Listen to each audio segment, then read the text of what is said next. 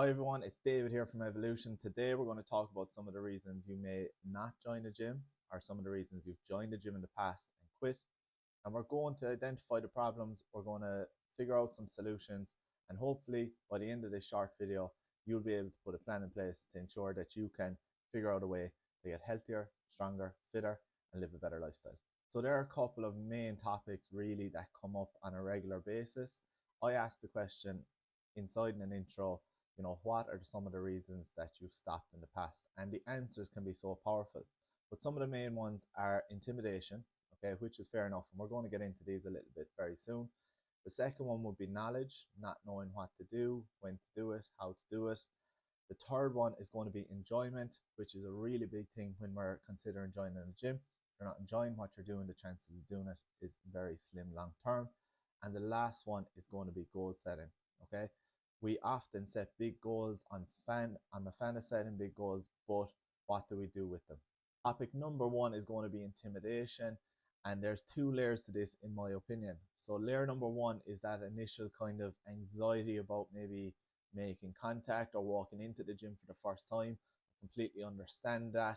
You're not sure of what the place is going to look like. You're not sure if someone's going to meet you at reception, and it's just a whirlwind, and we kind of build up these bad thoughts in our head prior to it happening.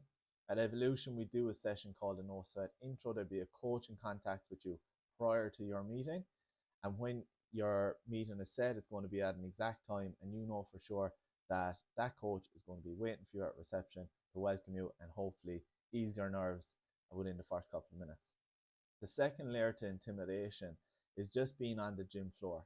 Now, when you walk into a new gym and you are unsure where everything is, there's people around, there's new equipment around the place, that can be very intimidating, because the reality is, if you're new walking into a gym, you feel like everyone's looking at you and everyone's going to be like, oh, that person's new, oh, look at them, they don't know what they're doing.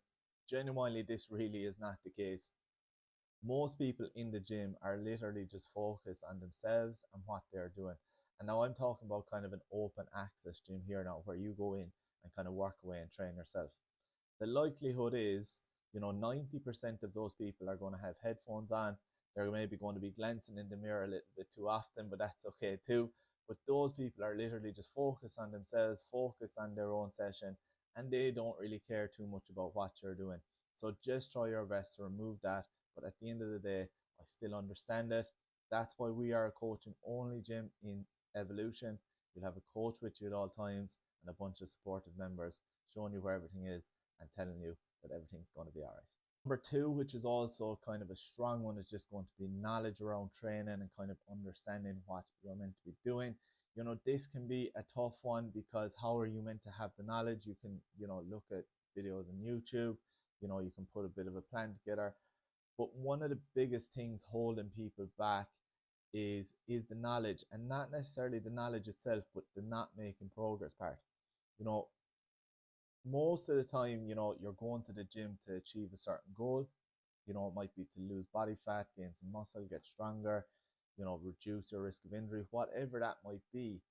And if you're training, 2, 3 times a week, you're going to the gym, you're not sure if what you're doing is in line with your goals, it's going to be hard to keep going, because you're going to be doubting yourself.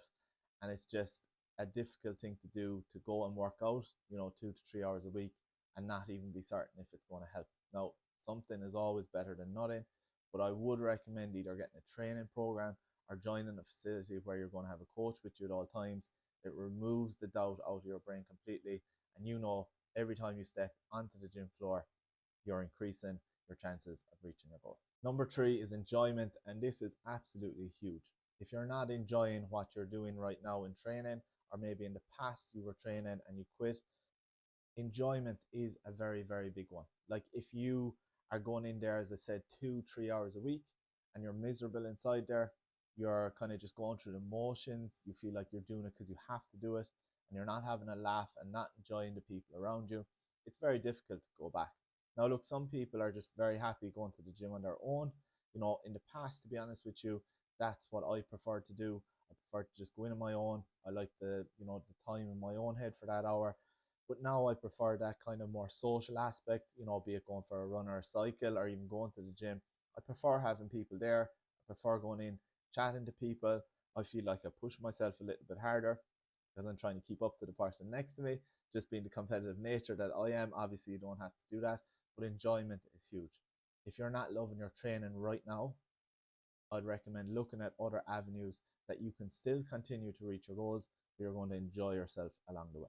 Next thing we're going to talk about is goal setting. Obviously, goal setting is something that's widely talked about, but sometimes it can just be made a little bit overcomplicated. Today, I'm just going to give you a really easy method to help you achieve your goals. Now, I'm a fan of setting a goal that's a bit left field, you know, something that's in your head that you think you'd love to achieve, but it might just be out of the question a small bit. Here to tell you today that it's absolutely not. Once you put your mind to it, once you're not intimidated in the gym, once you have good knowledge backing you up, and once you're enjoying your training, this goal can be achieved. I'm just going to use an example of, say, lose 10 pounds in 10 weeks. Okay, that's going to be the goal. Okay, obviously you can apply it to any goal of yours. We're just going to use that for today. Okay, so you've maybe tried to lose 10 pounds in the past, you failed, you tell yourself that I can't do it. A couple of months later, you say, right, I'm going to go back, I'm going to try again. You fail again. It's absolutely fine. All that's missing is probably you're intimidated in the gym. You've, no one helping you, the knowledge element of it, and you're probably not enjoying your training. Today, we're just in this little section now. We're just going to talk about the goal setting element and how we can, break that down into mini goals and help us get there. So I like to kind of draw a list. I like to put the big goal on top, and then I like to have my start point at the bottom. So top of the list is going to be minus 10 pounds. Okay, bottom of the list is going to be 0 because that's where you're at right now. What we need to do is look at what does halfway look like. So we're going to write down minus 5. Okay, and we're talking about 10 weeks as well. So it's also week 5 minus 5. You can just make that little ladder the whole way up along. Okay, I typically just go, at the quarter mark. So 2.5 weeks in, I should be 2.5 pounds down. And at 7.5 weeks, I should be 7.5 pounds down. Seems simple, but honest to God, if you write that stuff down and just really break down the goals into weeks and little sections like that, it can be really effective. Just off of that, then we need to kind of make little notes about what we need to do to lose 2.5 pounds. Do we need to increase our activity? Do we need to go to the gym twice a week? Do we need to find a coach? What does that look like? Okay, it's grand saying, I want to lose 10 pounds. It sounds a bit crazy maybe for some people, maybe tried in the past, and that negative thoughts in your head, but that's a very achievable goal, particularly when it's broken down into 2.5 pounds. It's a pound a week if you want to break it down a little bit more. But what needs to happen to achieve it? What do we need to do in our daily life to ensure that we lose that pound a week? So I'm creating this video today because I understand there are 2 times of the year where people are feeling a little bit motivated. It's right now kind of September, October, and it's January, February of 2024. So these are times where a lot of you maybe might join a gym, you're feeling motivated to get in there. After a couple of weeks, you feel like it's not for me, I'm not making progress, etc. All the stuff we talked about. Today, I really want to just intervene and kind of let you know that not every gym is the same. You just haven't found a gym that's the right fit for you. At Evolution, we are a coaching only gym. We do personal training, we do semi-private training, and we do small group coaching. During every session, our member has a coach with them, telling them exactly what to do, how many reps to do, how to do it, etc. It starts with a no sweat intro. You can click the link below to book yours.